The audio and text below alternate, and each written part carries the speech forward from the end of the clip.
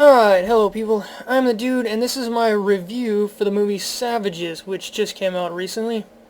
Because, like everyone else on this planet, I have an opinion, and I think it matters. Even though it really doesn't. But anyways, just to set up the movie real quickly, two drug producers, who are apparently making the best cannabis known to man, are being taken over by a drug cartel, and said drug cartel doesn't take too kindly to said drug producers deciding to escape, basically, to flee the country. And they take their girlfriend. This is the crux of the movie. This is the setup that the two guys producing drugs have a girlfriend and they share her. They're both, I guess, in a kind of a three-way relationship with her. But the problem is that they care enough about her to basically give up anything. Their lives, their money, their drugs, their business, everything to get her back. Which turns out to be a pretty cool premise.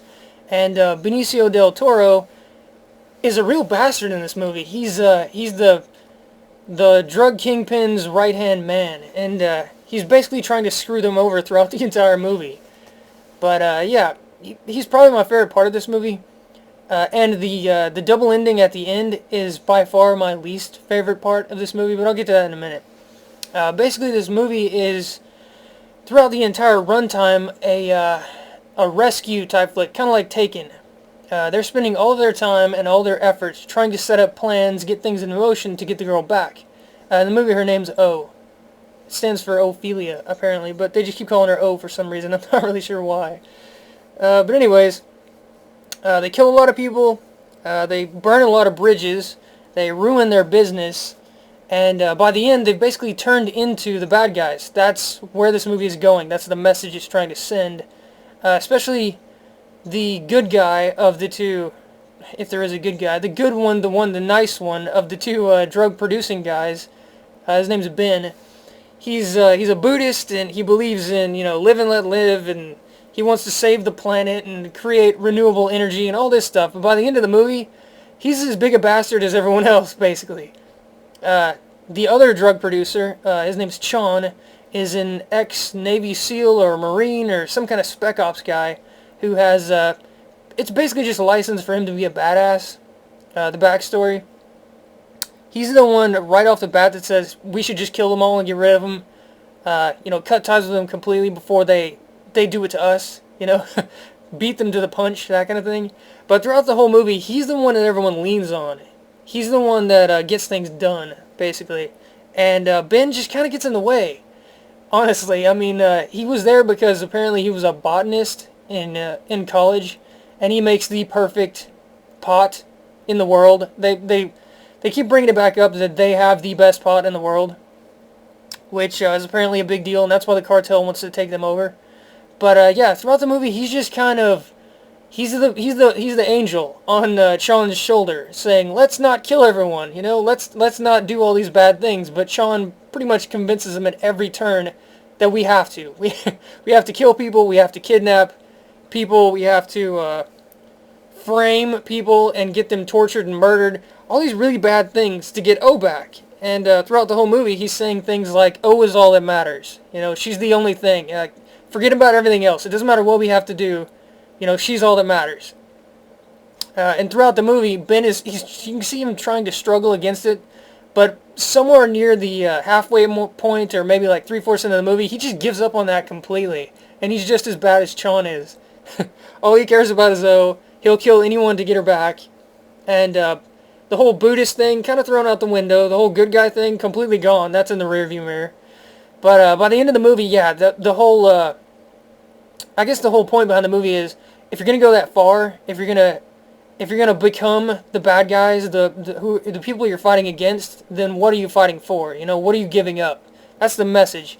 But to get to the end of the movie, which was by far my least favorite part of this movie, they had a really good ending. They had an amazing ending. In fact, I really liked it. I thought it was amazing. I was screaming at the screen when I saw the ending. I was like, really? That's the ending? That's awesome.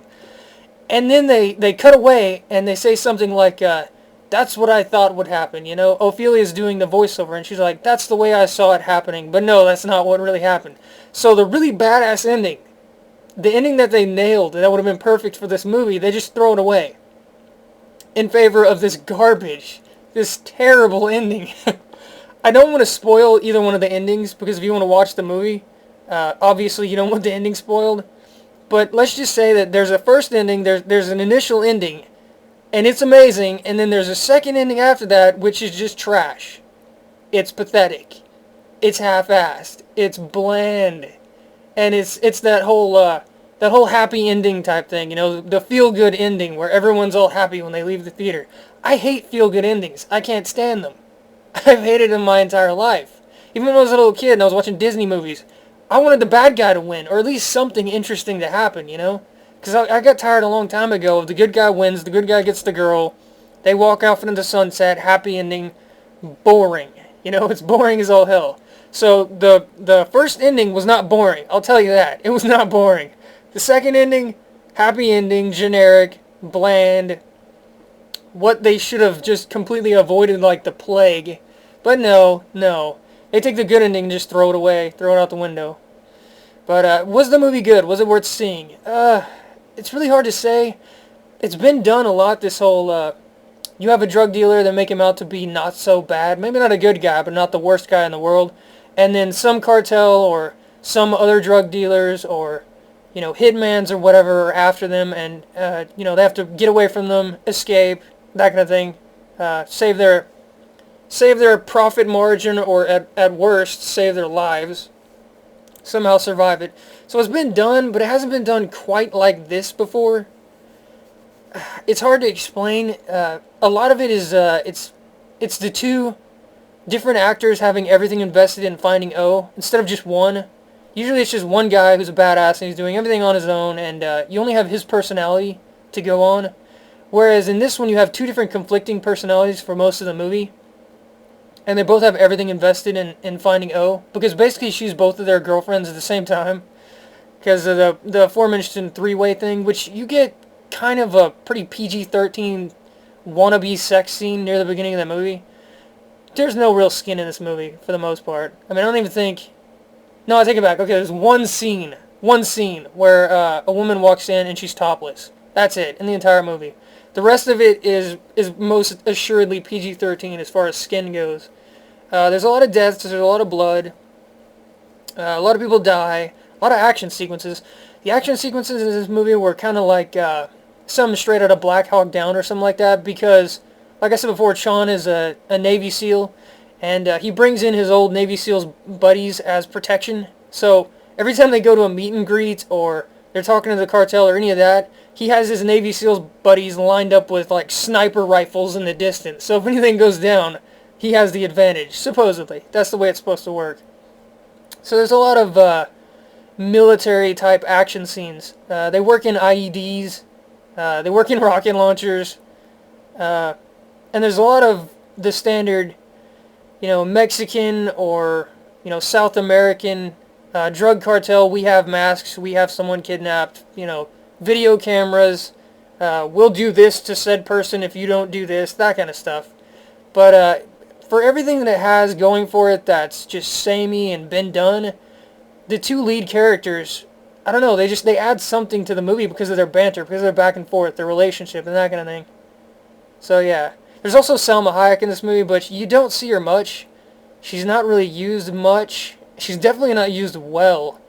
And, I don't know, I mean, it's like she's just kind of there. She has one big scene where she's talking to Ophelia, and I think it's supposed to be like they have certain things in common, because Selma Hayek's daughter doesn't respect her, and Ophelia has a mother who just doesn't care about her. So they're supposed to be connecting, but even that scene really doesn't work.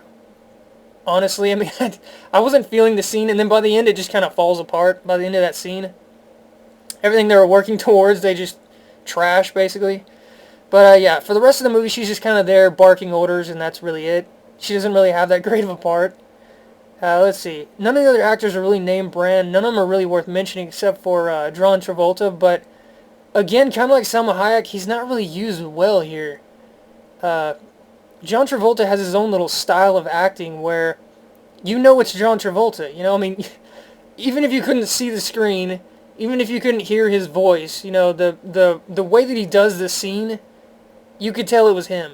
I mean, It's just the way he does his acting style, I guess. Kind of like Nicolas Cage. He's his own actor. You know, they have their own style. But in this movie, he's just kind of there as this weaselly FBI agent that, I don't know, he's just kind of used by everyone. And all of his scenes are either him being a whiny little bitch. I hate to put it that way, but that's really what he is in this movie. He's just kind of whining and weaselly and, you know, crying about, woe is me, my life is so terrible, please don't shoot me, that kind of thing. And later on they try to make him into this kind of like this cunning mastermind behind the scenes, like he's using those who thought they were using him. But it doesn't come off like that. It comes off like he's just kind of taking advantage of the situation more than anything to save his life. You know, to come out of it alive, to come out ahead. But yeah, those are the main actors. That's basically the plot. And should you see the movie? I don't know. I guess if you like this type of movie, it's not really an action movie because there's not a lot of action scenes. Most of it is dialogue. Most of it is them dealing with the cartel and the back and forth of trying to get, you know, some kind of deal done, some kind of understanding, that kind of thing. There's probably, I want to say 2 or 3 action scenes that are actually more than a few seconds long in this movie. One at the very end, one somewhere in the middle, and another one with Benicio Del Toro, which, I don't know, that one was kind of underwhelming too, honestly. If you're going in to see an action movie, you're going to be disappointed. Let's just put it that way. It's not really an action movie. It's more of a Taken light, basically, if I had to put it. If I had to put it somehow, it's more like Taken light. I mean, you have the same special forces type guy. He's going up against, you know, really severe odds, trying to get a female back. In that movie, it was his daughter. In this movie, it's their girlfriend. Same premise, same idea, except whereas Taken had a lot of action and a lot of really good action scenes, the ones in this one are more or less forgettable. That's not why I like this movie. Those are more the main characters. But yeah, should you see it? If you want to see an action movie, go watch something else. If you want to see a really good movie based on the same theme, go watch Taken. I mean, Taken was an amazing movie. This one was just kind of okay. And how they boned the ending, I can't forgive them from that. I really can't. You can't make a great ending and then just say, "Oh, that didn't really happen. This is what really happened," and then the real ending is just so disappointing. So yeah, take away from that what you will. But anyways, this is my first movie review. I really like this movie and I wanted to say something about it, I guess. Or sorry, let me rephrase. I really like parts of this movie and I really, really like the first ending.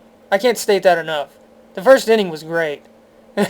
It was just, I didn't see it coming at all when it first hit. And if that would have been the end of the movie, this would have been a far and away better movie if that had been the ending.